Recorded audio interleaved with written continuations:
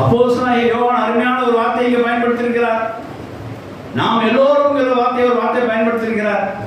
கர்த்தராகிய இயேசு கிறிஸ்து மூலமாய் அவருடைய பரிபூரணத்தினால் நாம் எல்லோரும் கிருபை மேல் கிருபை பெற்றோம் என்று சொல்லி இங்கே வார்த்தையை பயன்படுத்துகிற கர்த்தர் ஸ்தோத்திரம். ஹல்லேலூயா.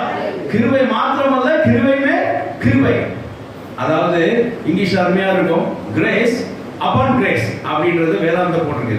இதுக்கு விளக்கம் எப்படி எழுதிருக்காரு சில வேத பண்டிகைகள் அப்படின்னா, grace in the place of grace என்று சொல்லி போட்டிருக்காரு. Place in the grace of place. நீங்க எந்த கிருபை பெற்றீங்களோ அதுல இருந்து இன்னும் ஒரு படி கிருபையை பெற்றுக்கொண்டிருக்கிறோம். இப்படி கிருபை அப்பான் அப்பான் அப்பான் இங்கே போடப்பட்டதை பார்க்கிறோம். கிருபை மேல் கிருபை என்று சொன்னால் இது ஒரு டைரக்ஷன்ஸ் எப்படி இருக்கு அப்படின்னா, ஒரு டுவர்ட்ஸ் ஸ்டாப்பர் டுவர்ட்ஸ் growth, என்ன ஒரு ஏணிப்படி அப்படின்றது ஒரு அசெண்டிங்காக இங்கே போடப்பட்டிருக்கிறதே. நான் ஒரு முற்போக்காக போடப்பட்டிருக்கிறதை நான் கருத்துக்கு சந்தோஷப்படுகிறேன். கிருபை மேல் கிருபை, ஒரு பெற்ற கிருபை பெற்றவன் ஒன்று மாத்திரம் இல்லாமல் அவன் மறுபடியும் கிருபை பெற்றுக்கொண்டோம் என்று சொல்லி நல்ல வார்த்தைகளை பயன்படுத்துகிறார். தேவன் ஸ்தோத்திரம் செலுத்திக் கொள்கிறேன். இது எப்படி உண்டாயிற்று?